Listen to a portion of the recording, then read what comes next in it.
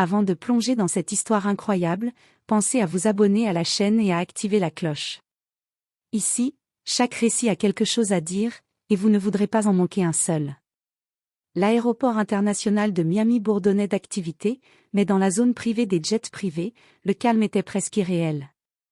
Le soleil déclinait à l'horizon, projetant une lumière dorée sur le tarmac lisse, et les moteurs des avions vrombissaient doucement, comme en attente d'une symphonie orchestrée. Sur le tarmac, un jet privé immaculé, un Gulfstream G650, brillait sous les derniers rayons du soleil. À l'intérieur, la première classe resplendissait, sièges en cuir crème, larges écrans tactiles, nappes immaculées sur les tables pliantes, champagne et amuse-bouche disposés avec précision.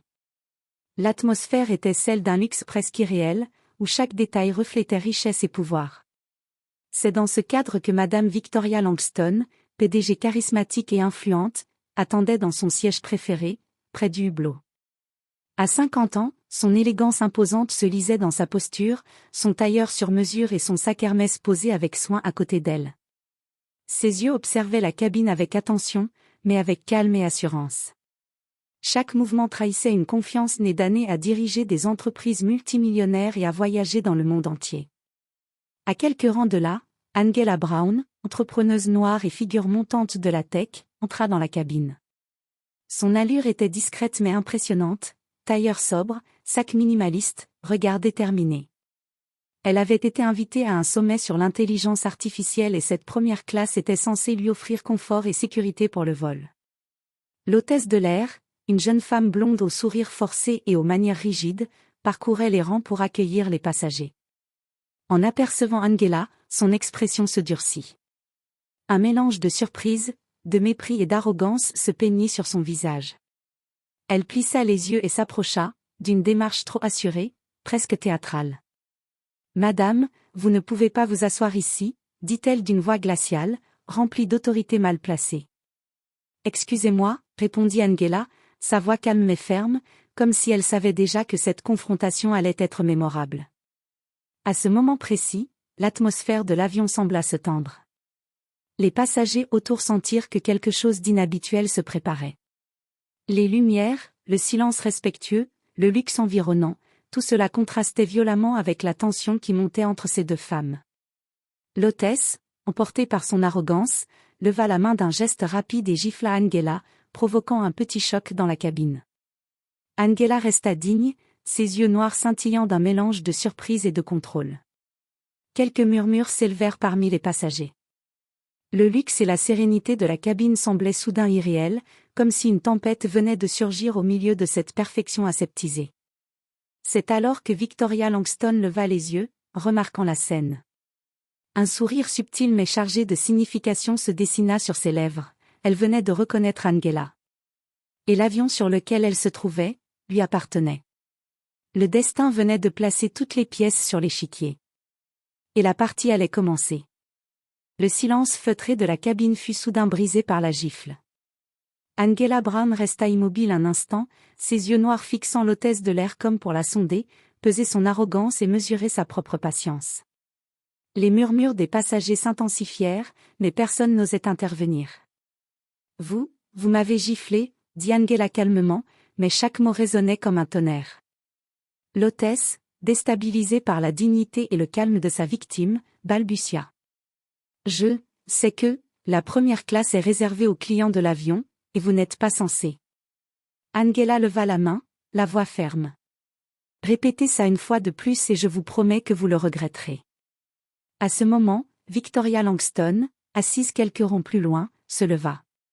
Sa silhouette imposante, tailleur parfaitement ajusté, et son regard perçant firent taire instantanément les murmures.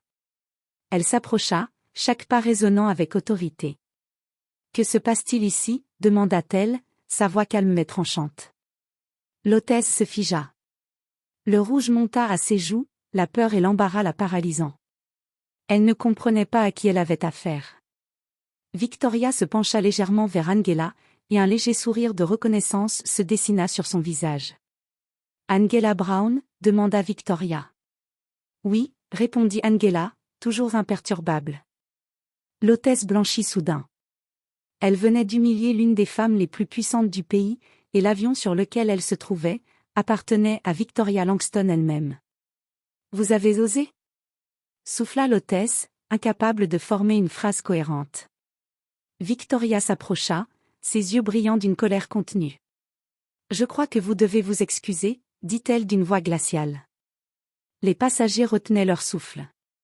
Certains sortaient leur téléphone, conscients qu'ils étaient témoins d'un moment historique de revanche et d'humiliation inversée. L'hôtesse, terrifiée, murmura enfin un « Je suis désolée » qui sonnait creux. Angela, elle, resta digne. Elle ne voulait pas donner à l'hôtesse le plaisir de voir sa colère ou sa satisfaction. Son regard était fier, implacable, comme si rien ni personne ne pouvait l'atteindre. Victoria, satisfaite mais ferme, posa une main sur l'épaule de l'hôtesse. « Le respect n'est pas une option, dit-elle doucement mais avec gravité. Et vous venez d'apprendre une leçon que vous n'oublierez jamais. » À ce moment, Angela esquissa un petit sourire intérieur. Le karma venait de frapper. La gifle reçue se transformait en une humiliation publique, mais pour la mauvaise personne. L'avion, suspendu dans ce calme tendu, semblait retenir son souffle. Tous savaient que cette confrontation ne s'arrêterait pas là. L'avion semblait figé dans le temps. Chaque passager retenait son souffle, conscient que ce qui se passait devant lui n'était pas simplement un conflit de cabine, mais un affrontement de pouvoir et de dignité. Victoria Langston, le visage toujours impassible, s'approcha de l'hôtesse. Sa présence imposante faisait trembler même les plus audacieux. « Vous comprenez maintenant, » dit Victoria d'une voix ferme, « que l'arrogance et le mépris ont un prix ?» L'hôtesse hocha timidement la tête, incapable de soutenir le regard de la femme qui possédait l'avion, le pouvoir, et surtout, le contrôle de la situation. Angela, assise toujours droite, fixa l'hôtesse avec une froide dignité. « Je n'ai jamais demandé d'être traitée de cette manière, » dit-elle calmement. « Mais vous m'avez choisie comme victime. Et c'est vous qui allez apprendre ce que cela coûte. » Un murmure parcourut la cabine. Les passagers réalisaient la gravité de la situation, l'hôtesse venait de gifler une femme influente et respectée, et elle se retrouvait maintenant impuissante devant la puissance combinée de Victoria et d'Angela. Victoria fit signe à l'hôtesse de la suivre vers le cockpit. Là, elle s'assura que l'incident soit consigné dans les rapports internes, mais surtout, elle voulait que la jeune femme comprenne l'importance du respect et de l'humilité. « Vous avez un rôle, » dit Victoria. « Un rôle de service, de protection et d'accueil. Si vous ne respectez pas ce rôle, alors vous mettez en péril non seulement votre carrière, mais aussi votre dignité. » L'hôtesse baissa les yeux. Chaque mot résonnait comme un coup de tonnerre. Elle venait de se rendre compte que sa tentative d'humilier Angela s'était retournée contre elle. Angela, quant à elle, se tourna légèrement vers Victoria et murmura. « Merci. » Victoria hocha la tête et retourna à son siège. Les passagers, toujours silencieux mais attentifs, comprirent alors toute la leçon. Dans la vie, la dignité et le respect surpassent la peur et l'arrogance.